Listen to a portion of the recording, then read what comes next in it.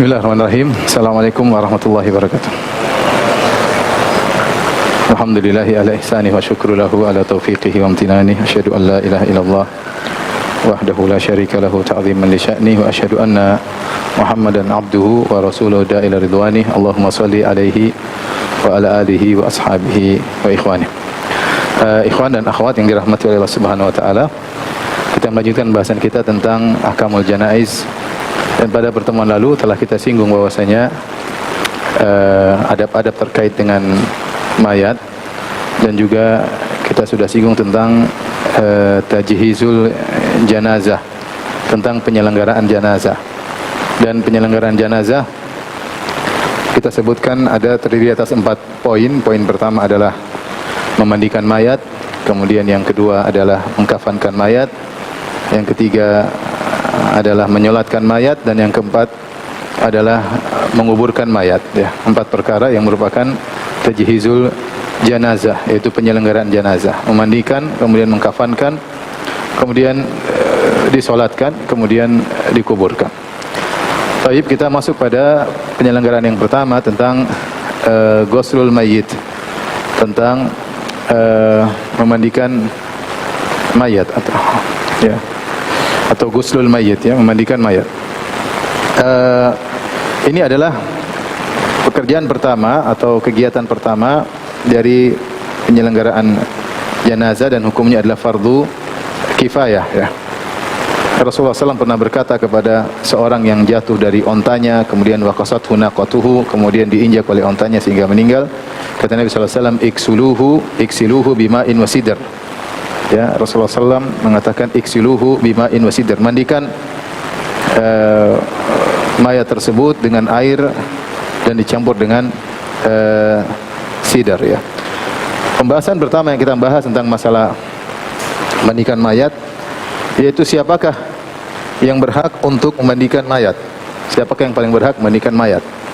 Mazhab Syafi'i menjelaskan bahwasanya, ya, yang paling utama memandikan mayat jika mayatnya adalah laki-laki adalah yang paling dekat kekerabatan, yang paling dekat kekerabatan berdasarkan asobat, ya. Maka yang paling utama memandikan mayat laki-laki adalah ayahnya dan kakeknya. Kalau ayahnya ada, kakeknya ada, mereka lebih utama. Kemudian selanjutnya adalah anaknya dan cucunya, ya. Anaknya dan cucunya. Jadi bagian atas, kemudian bawah, kemudian hawashi, yaitu saudaranya dan ponakannya, anak saudaranya. Baru kemudian paman dan sepupu, baru paman dan sepupu. Kemudian kalau semua tidak ada, baru kemudian ar-rijal al-aqarib, yaitu laki-laki tapi kerabat, selain daripada mereka, lelaki tapi kerabat. Kalau tidak ada laki kerabat, baru kemudian lelaki ajnabi, bukan kerabat, boleh memandikan. Ustadz kayak siapa kayak, ya, boleh. Kemudian kalau semua tidak ada, baru kemudian istri belakangan kalau menurut mazhab Syafi'iyah untuk memandikan suami. Kemudian kalau istri tidak ada, baru wanita-wanita mahramnya, adiknya, kakaknya, tantenya, bibinya, ya. Ini kalau mayat adalah laki-laki. Kalau mayatnya adalah perempuan, maka yang paling utama memandikan adalah mahramnya, wanita-wanita yang merupakan mahram sang mayat wanita. Kemudian setelah itu kerabat-kerabatnya yang bukan mahram. Kalau tidak ada, baru kemudian wanita ajnabiyah. Nanti kita akan tuliskan insyaallah. Setelah itu wanita ajnabiyah boleh memandikan. Baru kemudian suami terakhir, ya. Kemudian kalau suami tidak ada, baru rijal al-maharim, yaitu laki-laki yang mahramnya seperti kakak, kemudian adiknya, ya. Kemudian jadi intinya wanita didahulukan daripada suaminya. Coba saya tuliskan, ya.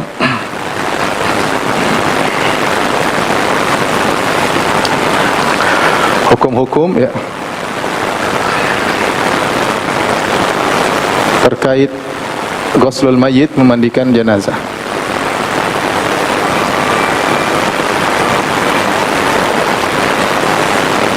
Yang pertama tentang siapa yang berhak memandikan, ya.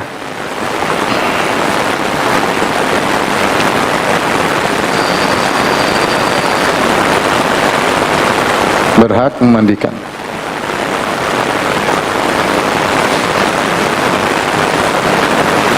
Dua kemungkinan jika mayatnya laki-laki, ya.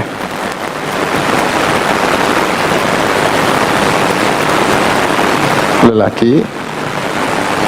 Kemudian jika mayatnya wanita.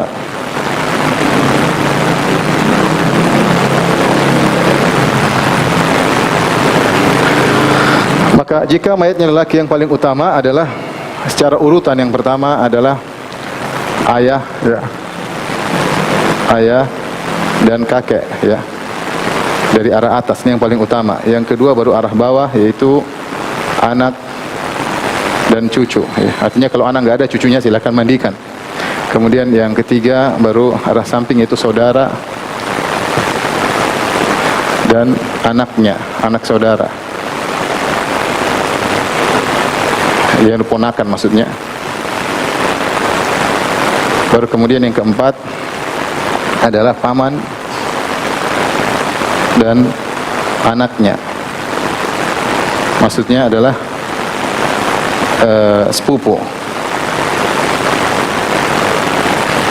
Ya. Baru kalau tidak ada semuanya, baru ar-rijal al-aqarib, yaitu para lelaki yang kerabat, para lelaki kerabat. Mungkin kerabat jauh, yang penting kerabat, ya. Kemudian yang keenam baru kemudian para lelaki selain kerabat.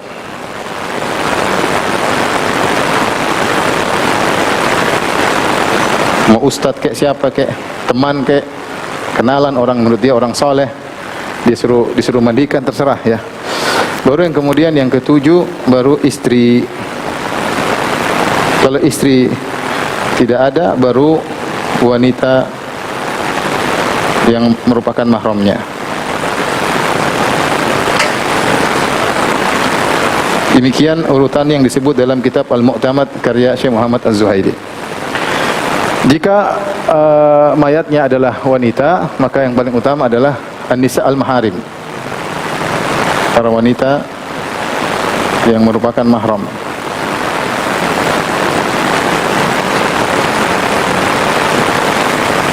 Kalau tidak ada, baru kemudian para wanita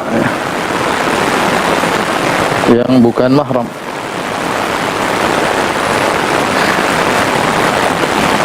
Saya pastikan dulu.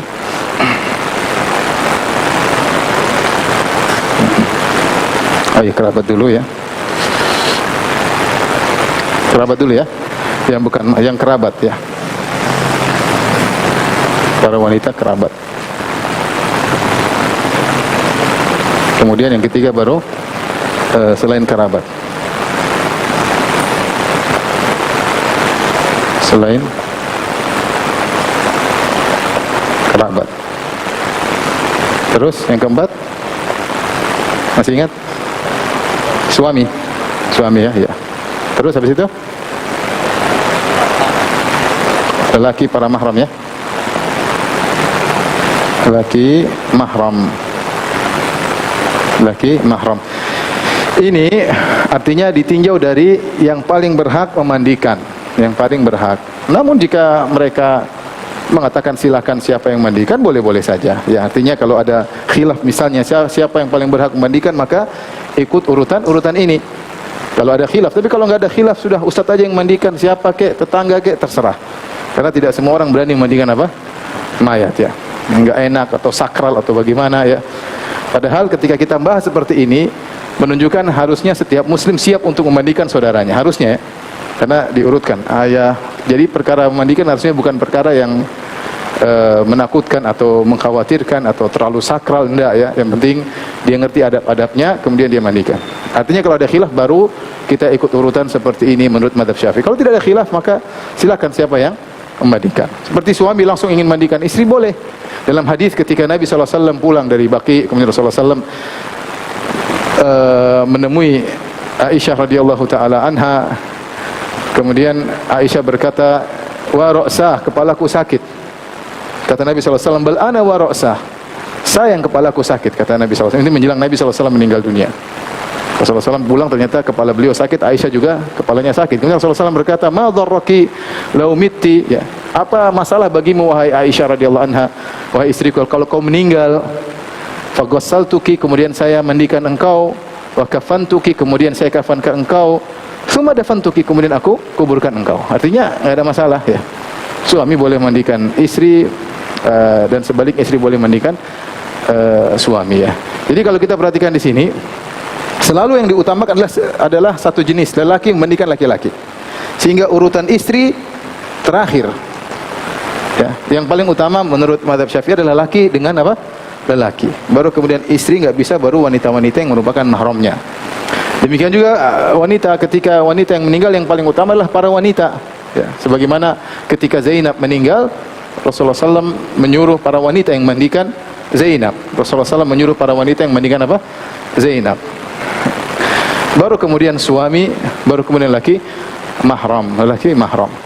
Bahkan menurut mazhab Syafi'i, kalau ini semua tidak ada, yang ada cuma orang kafir mandiin. Kata mazhab Syafi'i, seandainya ini semua tidak ada, misalnya ini semua tidak ada, dan mungkin saja, mungkin musim perang apa kayak ya, atau tidak lagi safar, tidak hadir, maka boleh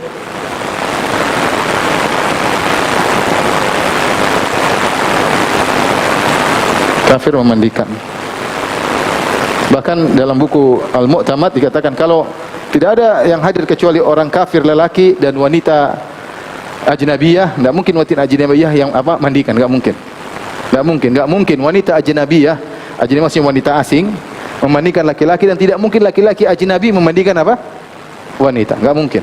Seandainya ketika mayat meninggal kemudian yang ada cuma lelaki kafir dan seorang wanita muslimah tapi bukan mahramnya, maka lelaki kafir memandikan wanita muslimah yang menyolatkan. Seandainya lelaki kafir juga tidak ada, bagaimana? Yang ada cuma wanita muslimah tetapi bukan mahramnya, apakah wanita muslimah memandikan? Ya. Jawabannya tidak boleh memandikan. Mungkin ditayamumkan tapi tidak dimandikan karena akan terlihat aurat lelaki. Wanita tidak boleh melihat lelaki, tidak boleh menyentuh lelaki, demikian juga sebaliknya. Kecuali wanita mahram, maka boleh. Wanita mahram kalau darurat boleh memandikan setelah yang lainnya tidak ada. Ya. Paham? Baik.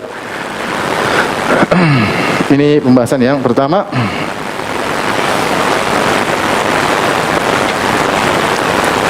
Yang kedua, kaifiyatu al-ghusl ya. Bagaimana cara mandi?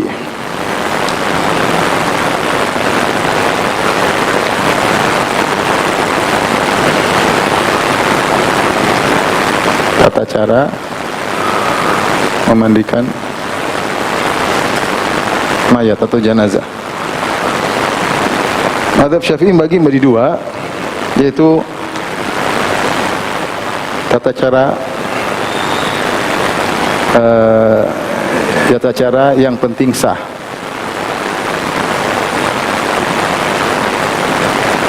Aqall, tata cara yang paling minimal ya, yaitu minimal yang penting sah.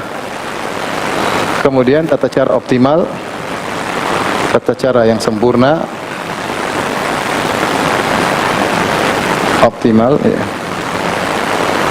dengan sunnah dan adab-adabnya, sesuai sunnah dan adab-adabnya. Ini dua tata cara mandikan jenazah. Mirip dengan mandi junub. Mirip dengan mandi junub. Mandi junub minimal apa? Yang penting basah semua badan ya, maka sudah sah niat mandi junub. Yang penting badan semua basah dengan air yang mengalir, maka sudah sah mandi junub ya. Seorang misalnya bismillah kemudian masuk kolam keluar sudah sudah sah ya. Ya. Itu apa namanya, mandi yang minimal ya. Tidak perlu urutan kanan, urutan kiri. Yang penting buru-buru pakai shower basah semua udah. Yang penting niatkan mandi junub, kemudian yang penting berkumur-kumur, beristinsyak, sudah selesai. Ya, tapi kalau mau mandi yang sesuai dengan sunnah tentunya ada aturannya. Berwudu dulu, kemudian tubuh bagian kanan, tubuh bagian kiri, mirip dengan mandi janabah. Jadi kita seakan-akan sedang memandikan mayat dengan mandi apa? Janabah ya. Maka dengan demikian tata cara yang penting sah itu minimal adalah yang penting seluruh tubuh mayat mayat terkena aliran air. Ya, tidak harus urutan. Ini maksudnya untuk memudahkan kalau ada seorang misalnya ada yang meninggal di keluarganya, kemudian tidak ada yang berani mandikan, mandikan sendiri. Yang penting tubuhnya seluruhnya terkena apa? Terkena air ya. Dia bersih-bersihkan tentunya setelah menghilangkan najis ya. Setelah menghilangkan najis dari mayat. Nah, kita akan bacakan tentang tata cara yang sempurna, optimal, yaitu yang sesuai dengan sunnah dan adab-adab. Ya, ada adab-adab tambahan, mungkin tidak ada dalilnya secara tegas, tapi itu adab-adab untuk memudahkan pemandian mayat yang disebutkan oleh para fuqaha. Makanya saya tambah sini sesuai dengan sunnah dan adab-adabnya. Adab-adab ini banyak ijtihad para ulama terkait untuk mendukung pelaksanaan sunnah dalam memandikan mayat.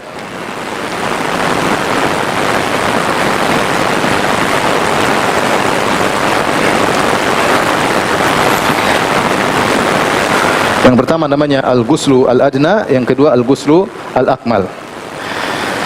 Minimal dan yang optimal. Taib.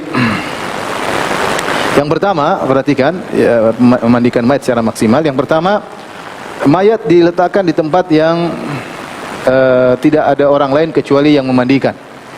Yang mandikan mungkin ada keluarga yang mau hadir boleh. Tapi jangan terbuka untuk semua orang melihat. Enggak, itu kurang menghargai mayat. Kita beradab dengan apa? Mayat ya. Dan Nabi SAW ketika mandi tidak dilihat oleh semua orang. Ini bentuk kurang menghargai mayat ya. Saya tadi baru ditanya, Ustaz bagaimana hukumnya kalau mayat dimandikan teman-temannya semua hadir lihat? Enggak, itu enggak adab, bukan begitu. Agar tidak ada yang melihat mayat kecuali yang memandikan. Karena bisa jadi auratnya tersingkap, bisa jadi ada sesuatu yang buruk keluar dari mayat tersebut, dan kita harus menutup aurat seorang muslim apakah dia masih hidup atau sudah mati. Enggak boleh. Enggak boleh ya. Maka tidak boleh dibuka di tempat terbuka kemudian semua orang lihat, maka ini tidak sunnah. Nabi SAW yang memandikannya adalah Ali bin Abi Thalib dan Al-Fadl bin Abbas, kerabat Nabi SAW. Ali sepupunya, Al-Fadl juga sepupunya. Wa kana Usama bin Zaid yunawilul ma, adapun Usama bin Zaid mengofer air kepada mereka, kepada Ali dan Fadl bin Abbas. Wal Abbas waqifun indahum, adapun Abbas paman Nabi SAW berdiri menyaksikan proses pemandian tersebut. Jadi yang melakukan cuma 4 orang ya. Artinya bukan rame-rame kemudian semua orang panggil ngelihat, tidak ya. Kita ingin menjaga martabat sang mayat. Ini yang pertama. Yang kedua adalah mayat diletakkan di suatu tempat, apakah di tempat tidur ataukah papan ya, yang agak tinggi ya atau agak miring ya. Maksudnya adalah untuk memudahkan pemandian ya. Atau tempat yang lurus tapi nanti badannya agak diangkat supaya bisa mengeluarkan kotoran di perutnya. Jadi diletakkan di atas tempat tinggi sehingga orang yang memandikan mudah untuk proses pemandian tersebut. Diletakkan dalam kondisi mustalqin ala dhahar, yaitu nama bahasa Indonesia begini? Terlentang ya, dalam kondisi terlentang sehingga bisa dimandikan dengan mudah ya. Kemudian sebelum dimandikan para fuqaha mengatakan dianjurkan untuk melembutkan anggota tubuh mayat ya. Caranya misalnya tangannya didorong ke depan, ditarik, dimajukan, dilipat, ditarik lagi, supaya nanti kakinya juga demikian, dijulurkan, dilipat lagi, julur, lipat, supaya nanti proses pemandian mudah, proses pengangkatan jenazah juga mudah. Karena bisa jadi ada tangannya yang kaku, kakinya yang kaku, maka pelan-pelan diluruskan, dikembalikan pada posisinya ya. Karena orang meninggal dengan kondisi macam-macam ya. Dalam kondisi mungkin lagi jongkok, dalam kondisi lagi duduk, macam-macam ya. Maka perlu dikembalikan posisinya agar mudah untuk dimandikan ya. Ini yang kedua. Yang berikutnya, maka diambillah kain, disebut sini kain yang qadiq atau raqiq, kain yang lama atau kain yang tidak terlalu tebal. Tujuannya apa kain tidak terlalu tebal? Agar kalau disiram air di atas kain tersebut, airnya tembus dan mengenai tubuh sang mayat, sehingga terjadi proses pemandian, karena mandi membutuhkan air yang mengalir ya. Tapi kalau kain yang ditutupkan kepada tubuh mayat kain yang tebal bisa jadi air tidak sampai ya. Kalau kita siram dari atas pun bisa masuk. Menurut mazhab Syafi'i demikian, sebaiknya kainnya tidak terlalu tebal sehingga air bisa tembus. Air bisa tembus ya. Maka diambil kain, kemudian ditutupkan kepada bagian aurat sang mayat sebelum proses pemandian, yaitu dari pusar sampai di bawah lutut. Dari pusar sampai di bawah lutut ya, kain apa kayak sarung kayak apa kayak, atau handuk yang tidak terlalu tebal ditutupkan. Setelah itu bajunya dibuka. Setelah itu bajunya dibuka, seluruh bajunya dibuka, baik bajunya, baju dalamnya, celana dalamnya, celananya dibuka. Kalau mungkin kan dibuka dengan baik, maka dibuka dengan baik. Kalau tidak, maka digunting ya. Digunting mungkin untuk membukanya sulit ya. Tidak semua kondisi mayat mudah untuk dibuka bajunya. Tapi kalau bisa dibuka bajunya dengan baik, buka bajunya. Kalau tidak bisa membuka, harus terlihat auratnya, maka jangan dibuka, digunting aja. Karena kita tidak boleh melihat aurat mayat tersebut, tetap harus dijaga ya, dirobek sehingga tersisalah mayat tersebut dalam kondisi tidak berpakaian, telanjang, kecuali kain yang tadi digunakan untuk menutup apa pusarnya sampai ke lututnya, karena itu aurat mayat. Paham sampai sini? Kemudian setelah itu yang memandikan mayat ya, mengangkat mayat, kepalanya diangkat sedikit diangkat supaya apa? Supaya mudah mengeluarkan najis kalau masih ada dalam perutnya, dengan diurut pelan-pelan bagian perutnya. Kalau memang ada najis maka akan mudah untuk dikeluarkan ya. Pelan-pelan ya. Demikian ya. Kemudian setelah itu dia mulai membersihkan kotoran yang ada pada mayat tersebut ya, najis yang ada pada mayat tersebut. Caranya dengan, kalau kita mudah, kita menggunakan apa namanya, sarung tangan, kemudian kita menggunakan kain. Kita menggunakan kain untuk membersihkan najisnya, baik kemaluannya atau duburnya. Dua-duanya kita bersihkan. Ya, tentunya di balik kain tersebut sehingga tidak kelihatan. Kita bersihkan kemaluannya, kemudian kita bersihkan apa? Duburnya. Kita bersihkan duburnya dengan pakai sarung tangan, kemudian kita pakai kain. Dan tidak boleh kita menyentuh kedua kali apa namanya, kemaluannya dan duburnya, kecuali saat itu saja. Nanti kalau memandikan jangan disentuh lagi, cuma disiram doang. Jadi karena ini darurat, harus membersihkan apa? Najis ya. Kemaluannya dibersihkan najisnya, kemudian duburnya juga dibersihkan apa? Najisnya. Ya. Kemudian menurut mazhab Syafi'i, ada khilaf masalah ini. Menurut mazhab Syafi'i, mayat yang meninggal maka tidak perlu dicukur kumisnya, tidak perlu dicukur apa ketiaknya, tidak perlu, karena mereka berdalil karena tidak diriwayatkan dari Nabi SAW. Nabi melakukannya dan tidak diriwayatkan dari para sahabat.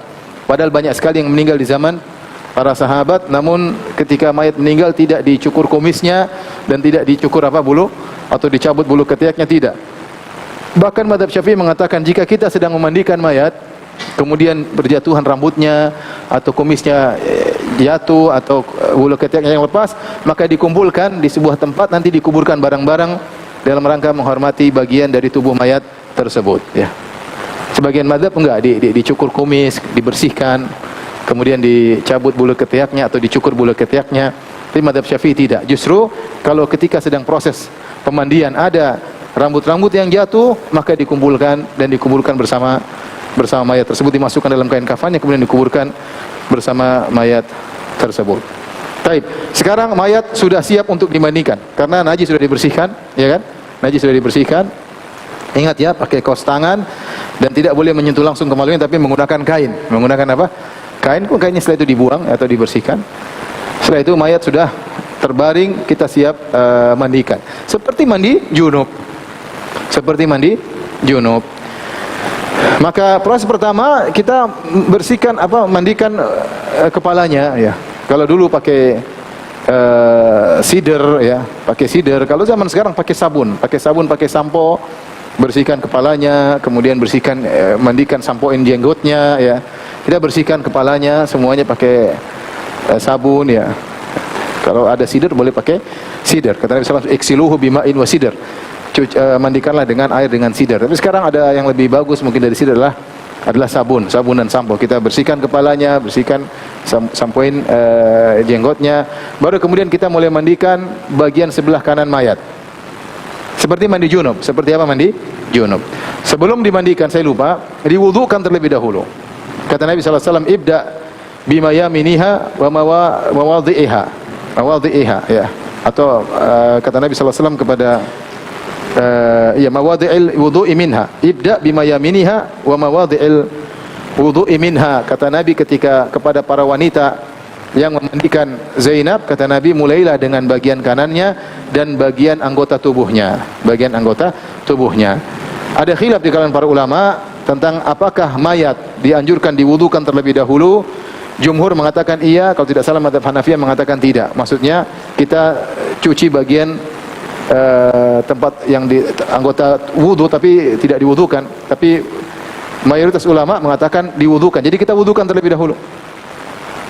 Wudukan bagaimana caranya? Ini saya tadi sebelum dimandikan apa diwudukan. Ya. Seperti mandi janabah. Mandi janabah kan demikian ya. Janabah bersihkan kotoran baru kemudian apa? Wudu. Maka kita mulai dari mencuci tangannya, kemudian kita matmadah enggak mungkin kita taruh air dalam mulutnya, tapi kita masukkan jari kita, kemudian kita bersihkan apa? Giginya, ya. Sudah cukup. Kemudian bersihkan juga, masukkan di hidungnya seperti istinsyak, ya. Dengan kain atau apa, kita basahin yang penting, ya. Setelah itu kita cuci wajahnya 3 kali, ya. Setelah cuci wajahnya 3 kali, baru kemudian tangan kanannya 3 kali, seperti wudu biasa, tangan kirinya 3 kali, kemudian kepala sekali, baru kita cuci kakinya 3 kali. Setelah itu baru tadi kita mulai mandikan kepalanya, ambil sabun, kemudian mandikan rambutnya, ya, kita rapikan, kita sampoin, kemudian jenggotnya. Setelah itu kita mulai bagian kanan anggota tubuh. Yang penting bagian kanan. Ada 2 metode, tapi yang penting intinya kanan dulu. Ada yang metodenya, dan ini yang disebutkan dalam buku Al-Mu'tamad. Misalnya ini mayat, ya. Kepalanya misalnya di sini, ya. Atau inilah, ya. Ini gini. Kepalanya di sini. Maka kita yang kanan dulu. Yang kanan dia dalam kondisi terlentang. Kemudian kita mandikan sebelah kanan ini. Dari sini. Bagian depan tubuh karena dia terlentang. Sini mandikan terus sampai di bawah kaki. Bagian yang terlentang, bagian depan tubuh. Setelah itu kita pindah ke kiri. Ke kiri ini metode yang disebutkan, ya. Ke kiri dari atas sampai ke bawah. Bagian belakang belum. Setelah itu kita buat mayat begini, yaitu dia bersandar, berbaring di atas lambung kirinya. Maka kita cuci bagian belakang kanan sampai tengah badannya, belakang kanan. Paham? Setelah itu kita tidurkan lagi, kita balikkan begini. Dia sekarang berbaring di atas lambung kanan, maka kita cuci bagian yang belum, setengahnya kan? Setengah tadi kan sudah. Bagian belakang kirinya. Ini sama, menghadapkan kanan baru kemudian kiri. Saya ulangi, jadi mayat ketika terlentang, apa yang dicuci dulu? Bagian apa? Kanan. Masih dalam kondisi terlentang. Kemudian setelah itu kiri. Masih dalam kondisi terlentang. Setelah itu dia dibaringkan di atas lambung kirinya. Maka kita cuci, mandikan, kita sampoin, ya. Bagian kita pakai sabun bagian tubuh belakang sebelah kanan. Setelah selesai kita balikkan dia bersandar di lambung kanannya, kemudian kita cuci bagian belakang kirinya setengahnya, ya. Paham? Ada yang tidak paham? Mau dipraktekkan sekarang? Insyaallah, ya. Jadi seperti itu, ya. Tetap ketika kita memandikan, ya, kita tidak boleh menyentuh auratnya secara langsung, ya. Jadi kita kalau bagian pusar sampai mana? Sampai lutut, kita siramin air aja. Yang penting airnya mengalir. Kita sudah cukup sentuh sekali aja tadi ketika ingin membersihkan karena darurat. Kenapa darurat? Karena aurat dari pusar sampai apa? Sampai lutut. Maka tinggal disiram-siram aja, disiram, yang penting air mengalir. Bagian bawahnya tadi pas kita mandikan, kita miringkan, kita siramkan. Adapun yang lainnya kita boleh pegang. Yang ini kita boleh pegang, ya. Sebagaimana kita pegang dia masih juga nggak ada masalah, ya. Tapi tetap dianjurkan pakai sarung tangan ya. Tapi untuk bagian pusar sampai lutut, maka cukup kita pegang sekali saja auratnya ketika awal membersihkan najis, selanjutnya tinggal kita siram-siram saja, tidak perlu kita pegang auratnya untuk kedua kali. Nah, ketika selesai itu mandi yang pertama. Mandi yang pertama. Nabi SAW menyuruh untuk mandi kedua kali, ketiga kali. Ya, mandikan lagi, ulang lagi boleh. Kedua kali, bersihkan lagi kepalanya dari awal, kemudian sebelah kanan, kemudian sebelah kiri sampai selesai 2 kali. 3 kali juga boleh. Ya, kasih sabun lagi ya. 3 kali terserah. Boleh kita mandikan untuk ketiga kali ya. Khusus untuk orang yang muhrim ya.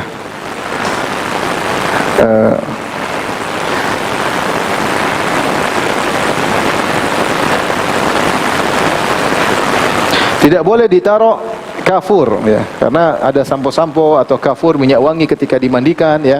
Ini tidak boleh karena orang muhrim tidak boleh terkena terkena minyak wangi. Tidak boleh terkena minyak wangi. Sehingga untuk orang yang muhrim tidak dibandingkan dengan kafur barus dan mandikan air biasa saja. Tapi ini kondisi jarang kita dapati. Jarang kita rata-rata itu mungkin di sana di Mekah. Kalau di sini nggak ada orang muhrim mati di sini. Maksudnya sedang berihram ya. Kok bisa mati di sini? Aneh kan? Atau mungkin dibawa pulang bisa jadi ya, bisa jadi. Tapi kebanyakan orang yang ihram meninggal jadi sana, dikubur di sana. Urusan orang-orang Saudi ya, mereka yang akan memandikan di sana ya. Di sini jarang, hampir tidak pernah terjadi kondisi demikian. Karena Rasulullah SAW berkata, iksiluhu bima'in wa sidr. Mandikanlah orang yang meninggal dalam kondisi ihram dengan air dan sidr. Sidr ya tadi untuk pembersih ya. Wa kafinuhu fi thawbain, dan kafankanlah dengan 2 kain. Wala tumissuhu tiban, jangan dikasihkan minyak wangi. Artinya kalau selain mayatnya biasa tidak apa, kita mandikan, kita campur minyak wangi, kasih kafur, kasih pewangi, airnya tidak jadi masalah ya. Yang penting bersih dulu ya. Mau kasih mandi sambil dikasih campur misik, dicampur kafur barus, silakan ya. Silakan. Adapun muhrim, orang yang ihram, tidak boleh terkena minyak wangi. Wala tukhammiru ra'sahu, dan jangan tutup kepalanya. Kenapa? Fa innahu yub'atsu yaumal qiyamati mulabbiyan, karena dia akan dibangkitkan pada hari kiamat dalam kondisi bertalbiyah ya. Taib, selesai dari memandikan ya. Bagaimana dengan mandikan wanita? Wanita sama saja, cuma bedanya tetap aurat tertutup ya. Dia mandikan para wanita ya. Sebagaimana urutan tadi kita sebutkan. Kalau rambutnya panjang ya, maka dikepang 3 kemudian dilepaskan, dilemparkan ke belakang sebagaimana Zainab putri Nabi SAW ketika meninggal, maka rambutnya dikepang 3 ya. Fadhafarna sya'raha 3 qurun wa alqainaha khalfaha. Kata Ummu Atiyah Al-Ansariyah, dia mengatakan kami pun mandikan Zainab dan kami radhiyallahu anha, dan kami kepang rambutnya menjadi 3 kepang, kemudian kami taruh di belakang. Kalau wanita, kalau rambutnya panjang, rambutnya pendek maka tidak perlu. Cara memandikannya seperti cara memandikan lelaki. Ya, hanya saja yang menjalankan pemandian adalah para wanita. Baik, perlu diingat bagi orang yang memandikan, dia harus amanah. Dalam hadis Rasulullah SAW bersabda,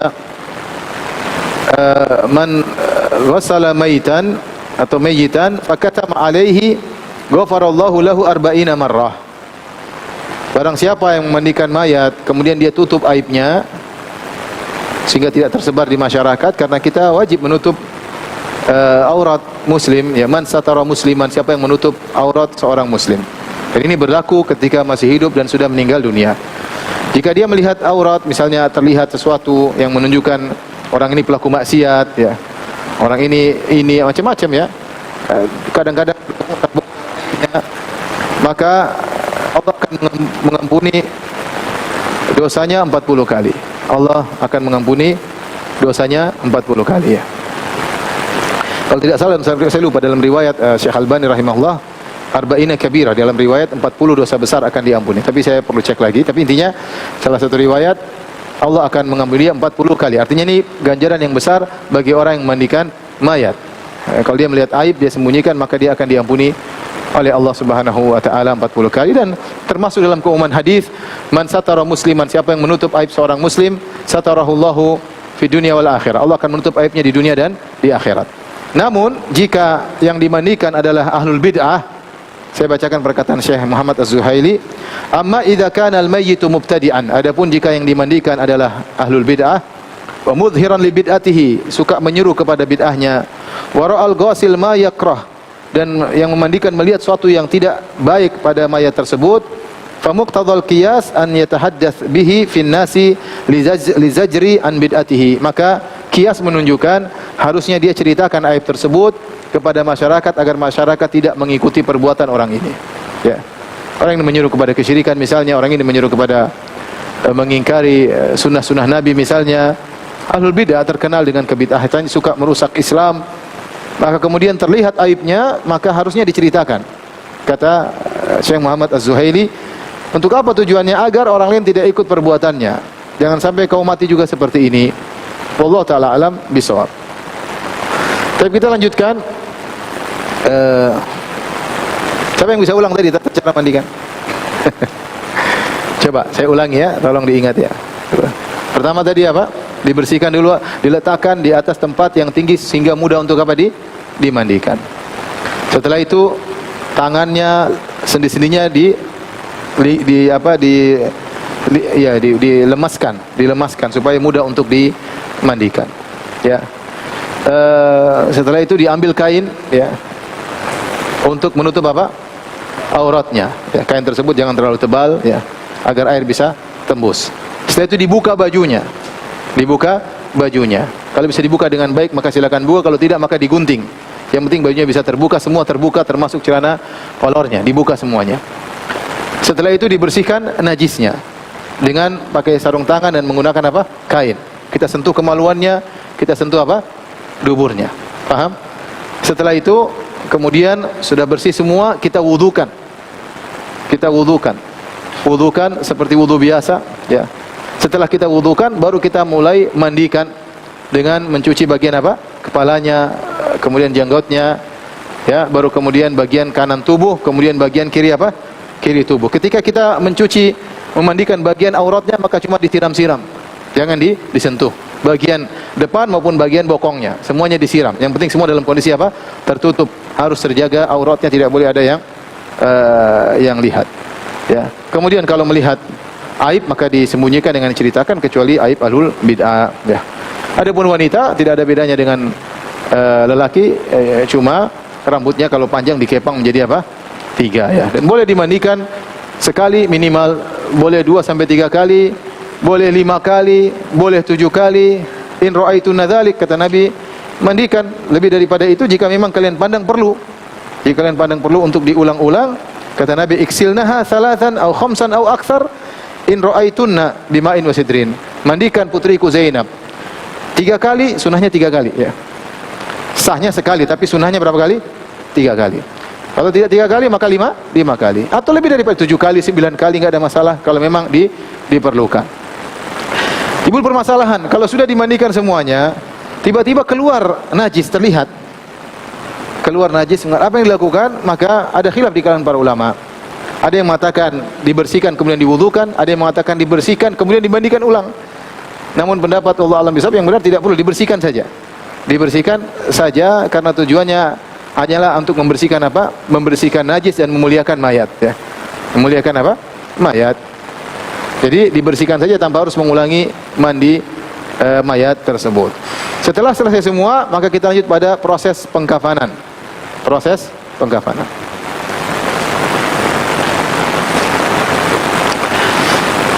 Sebelum dikafankan, ada perkara yang harus diperhatikan. Jadi air terakhir dikasih minyak wangi, air terakhir dikasih kapur barus, kasih minyak wangi, dan tidak usah dibersihkan lagi sehingga mayat masih beraroma apa? Harum. Bilasan yang terakhir kasih apa? Kasih minyak wangi. Kasih minyak wangi. Kemudian khusus kita kasih minyak wangi fi mawadhi'is sujud, di tempat-tempat sujudnya, sebagaimana datang riwayat dari Ibnu Mas'ud radhiyallahu taala anhu ya. Bahwasanya disuruh yutatabba'u bitib masajiduhu. Hendaknya nanti dikasih minyak wangi di bagian di bagian tempat sujudnya ketika setelah selesai kita mengkafankan ya, yaitu bagian dahinya, hidungnya, kemudian tangannya dikasih minyak wangi, kemudian kedua lututnya kasih minyak wangi, dan kakinya yang buat sujud kasih minyak wangi. Tapi adapun masalah pengkafanan, pertama kita bahas tentang fikihnya. Ya. Pertama, mengkafankan adalah hukumnya fardu kifayah. Fardu kifayah. Ya. Kalau tidak ada yang mengkafankannya maka semuanya berdosa. Yang kedua, kain kafan yang terbaik adalah diambil dari harta warisannya, yaitu harta peninggalannya. Kita kan mengatakan harta waris.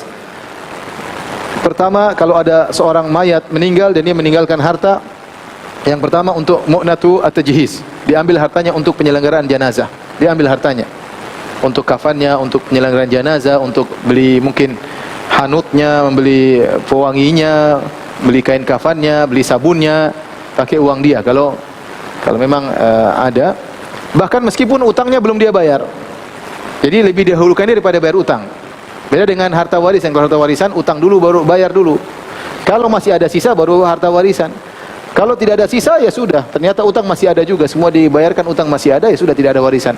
Tapi kalau untuk urusan penyelenggaraan jenazah maka diambil meskipun dia punya utang. Meskipun dia punya utang. Apakah boleh kita menerima sumbangan dari orang lain? Dikatakan selama orang tersebut tidak itu merasa punya hutang budi, maka tidak jadi masalah. Oleh karenanya ulama Syafi'iyah mengatakan, jika dari salah satu ahli waris ingin saya saja yang tanggung kafannya, maka jangan diterima. Karena khawatir nanti di depan dia ngomong, saya dulu yang bayarkan. Dulu ini dibahas penting, kenapa? Kain kafan mahal dulu. Tidak jarang orang punya kafan, maka sering kita dengar mayat dibongkar, diambil kain kafannya. Dulu orang banyak miskin, sehingga bahasan ini agak detail. Sekarang saya rasa tidak begitu perlu. Ya. Kalau dulu memang dibahas detail karena kain kafan itu berharga. Ya. Lihat bagaimana sebagian sahabat seperti Musa bin Umair meninggal tidak ada kain kafannya. Tidak cukup. Kalau dicukup ditutup bajunya untuk menutup kepalanya, kakinya terlihat. Kalau ditutup bagian kakinya, kepalanya terbuka. Enggak ada duit, enggak ada kain untuk mengkafankannya. Sehingga mereka mengatakan kalau ada ahli waris di antara waris mengatakan saya akan tanggung, jangan, tidak perlu. Karena takut nanti dia ungkit-ungkit di kemudian hari. Tapi kalau tidak ditakutkan hal tersebut, apalagi sekarang mudah, enggak ada masalah. Bahkan sebagian orang menyumbang kain kafan sekarang, ya. Sebagian penyelenggara jenazah diselenggarakan dengan gratis, ingin berbuat baik kepada si mayat, enggak ada masalah, tidak kemudian tidak ungkit-ungkit saya dulu begini, ungkit-ungkit kepada keluarganya, enggak ada. Saya rasa tidak ada demikian.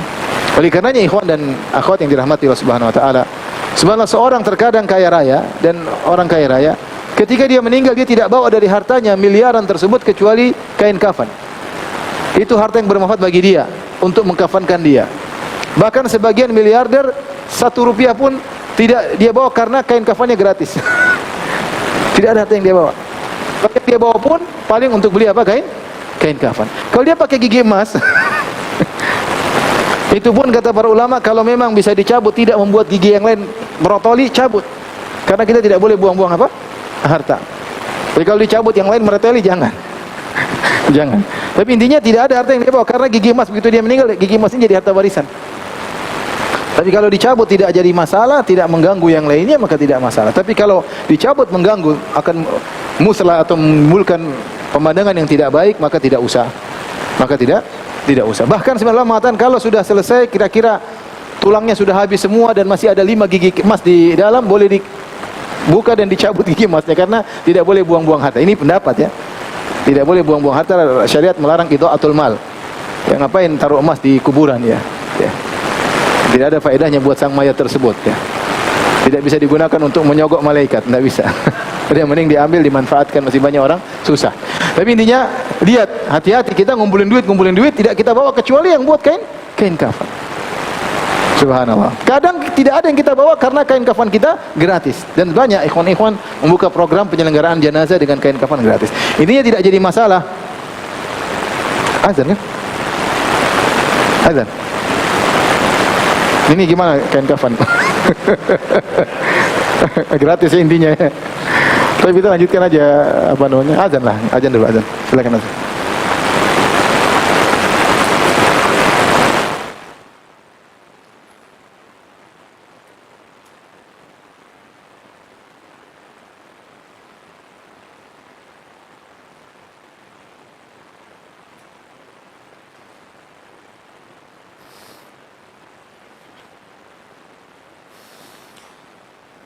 Allahu Akbar, Allahu Akbar. Allahu Akbar, Allahu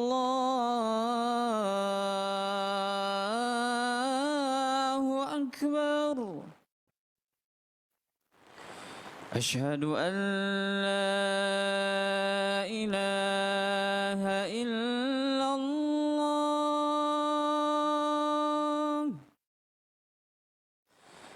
Asyhadu an la ilaha illallah.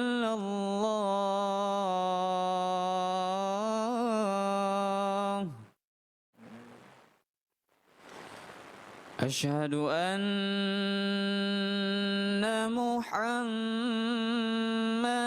Rasulullah.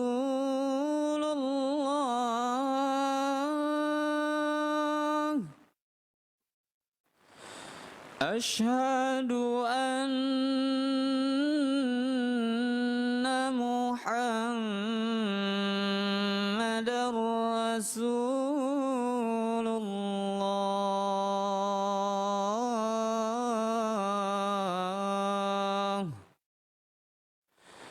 Hayya 'alas salah.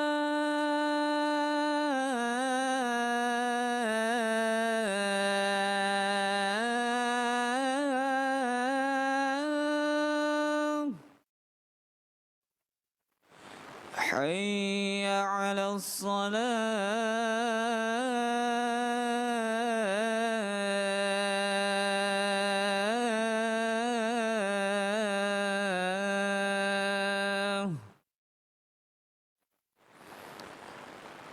Hayya 'alal falah.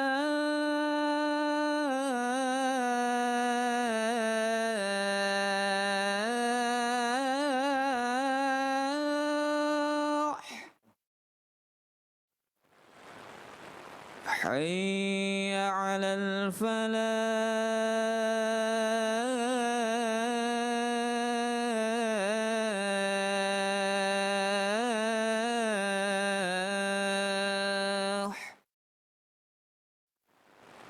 Allahu Akbar, Allahu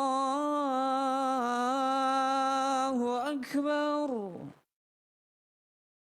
La ilaha illallah.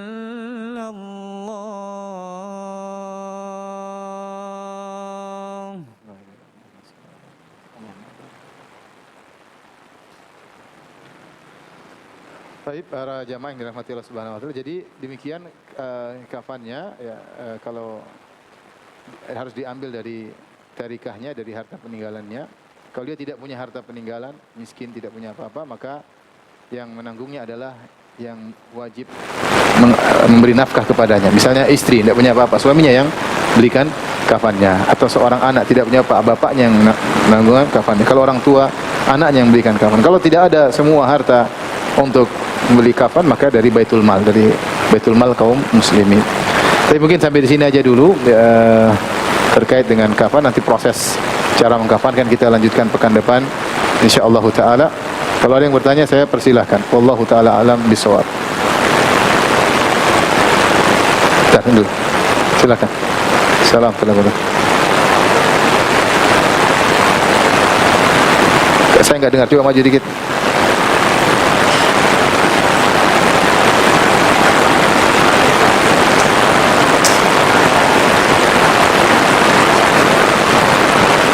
Nanti kalau sudah dikafankan baru kita cium.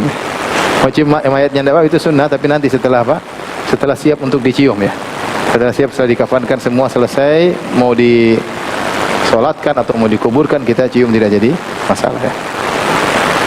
Silakan.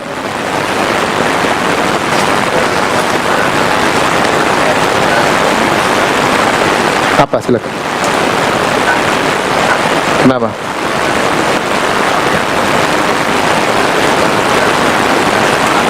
Azan.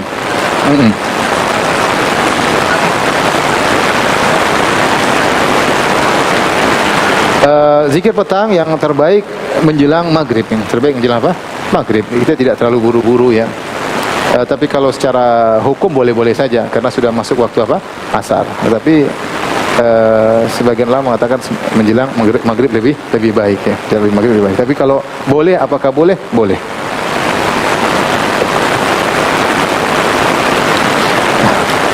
Bentar.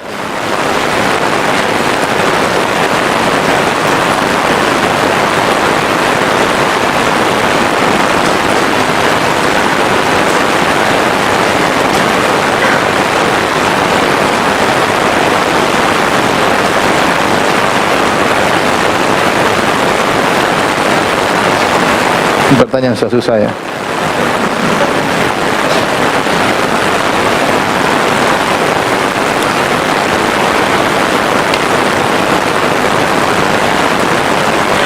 Silakan pertanyaan.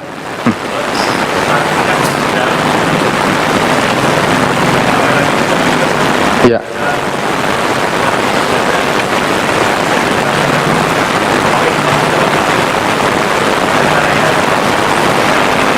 Yang penting kalau basah semua nggak ada masalah. Kalau basah semua maka sudah sah apa? Mandinya ya. Lagi dalam kondisi COVID ya. Maka sudah cukup. Yang penting sah. Itu karena dikhawatirkan ketika terutama COVID yang pertama, Delta, yang mudah terjadi penularan secara cepat dan menimbulkan kematian, maka syariat mengutamakan apa? Keselamatan ya. Mengutamakan keselamatan, maka fatwa mengatakan boleh ditayamumkan kalau memang dalam kondisi apa? Demikian ya. Tapi kalau Omikron nggak ada masalah. Yang penting sudah vaksin, mandiin aja. Paling batuk-batuk sedikit, makan bakso hilang. Bagi yang kuat ya, bagi yang kuat. Kalau yang tidak kuat ada juga yang parah. Contohnya saya kemarin. Cuman kemarin tadi pagi ada yang telepon teman saya, Ustaz saya kena Omikron setelah antum. Oh iya, saya sampai 2 minggu dengan panas 42 apa? derajat Celcius. Oh parah. Itu Delta Omikron atau Omikron Delta, wallahu alam bisawab ya. Jadi kalau sekarang alhamdulillah ringan ya. Tapi kalau awal-awal memang berat karena mudah sekali penularan dan bisa menimbulkan apa? Kematian ya. Ya.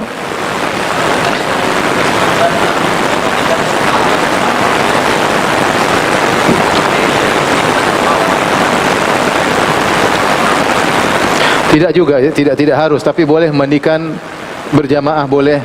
Intinya amanah dan kerabat. Kalau bisa apa? Kerabat, mereka lebih utama. Kalau seorang sendiri bisa mandikan, 2 orang cukup, nggak ada masalah ya. Yang penting mayat tersebut bersih dan dimandikan. Ini ada pertanyaan ya, saya belum temukan jawabannya. Saya tadi sempat baca tapi saya lupa di bagian mana. Bagaimana kalau orang tua meninggal sementara orang tua non muslim? Tidak ada orang kecuali kita ya, di rumah tersebut. Apakah boleh kita mandikan secara Islami ya?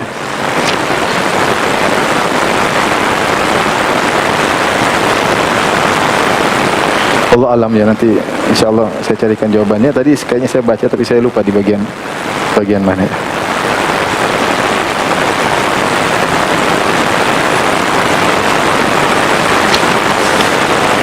Ada lagi yang bertanya?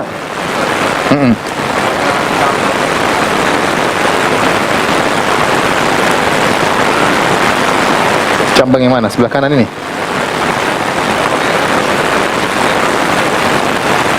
Itu jenggot ah? Iya jenggot. Yang di sini yang saya enggak, tapi kalau di bawah sini ini jenggot.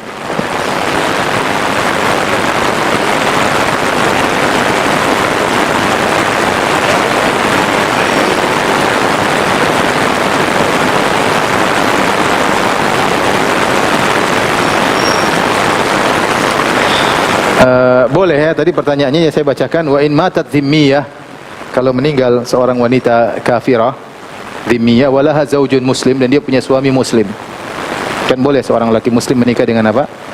Wanita kitabiyah, Yahudi atau Nasraniyah. Kana lahu ghusluha inda adami wujudin nisa, ketika tidak ada wanita yang lain maka dia boleh memandikan wanita tersebut ya. Tapi intinya tadi kalau bapak kita kafir, kita boleh mandikan dan kita boleh kafankan dan kuburkan, tapi tidak boleh didoakan ya, karena dia meninggal dalam kondisi apa? Kafir ya. Oleh karenanya ketika Ali bin Abi Thalib ayahnya meninggal, itu Abu Thalib meninggal dalam kondisi kafir, Maka Ali menyampaikan, mengingatkan kepada Nabi, dia mengatakan, "Ya Rasulullah, inna ammaka dhal qad mat." Wahai Rasulullah, sungguhnya pamanmu yang sesat, maksudnya bapakku, yaitu pamanmu yang sesat sudah meninggal. Kata Nabi SAW, "Idhab fawari," pergilah engkau dan kuburkan. Kata Ali, "Innahu mata kafiran." Saya enggak mau karena dia meninggal dalam kondisi kafir. Kata Nabi, "Idhab fawari," pergi dan kuburkan. Akhirnya Ali pun menguburkan. Artinya kalau ada yang mengurusnya, sudah selesai, kita enggak perlu. Tapi kalau enggak ada yang mengurusinya, meninggal di rumah kita, orang-orang kerabat yang kafir tidak ada yang mengurusi, kita boleh urusin, kemudian kita kuburkan sebagaimana yang lainnya. Karena dia adalah manusia dan perlu dari sisi manusia dimuliakan dengan dikuburkan. Bahkan Abu Jahal dan teman-temannya ketika meninggal dalam perang Badar, Rasulullah SAW kuburkan. Rasulullah SAW apa? Kuburkan dalam qalib Badar, di sumur-sumur yang ada di Badar.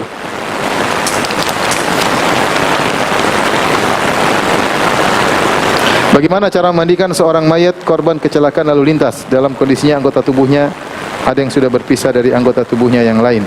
Yang didapatkan yang dimandikan, bagian tubuh yang tersisa itu yang dimandikan. Kalau ternyata terjadi kebakaran sehingga tubuhnya terbakar seluruhnya, dan kalau disiram air maka akan merotoli tubuhnya, maka jangan dimandikan, cukup ditayamumkan. Tadi ini contoh, bila mayat tersebut meninggal tubuhnya rusak, maka tidak perlu dimandikan. Kalau dimandikan siram air maka akan merotoli tubuhnya, maka kata para ulama cukup ditayamumkan. Tapi demikian saja kajian kita. Maaf, wabillahi taufiq wal hidayah. Assalamualaikum warahmatullahi wabarakatuh.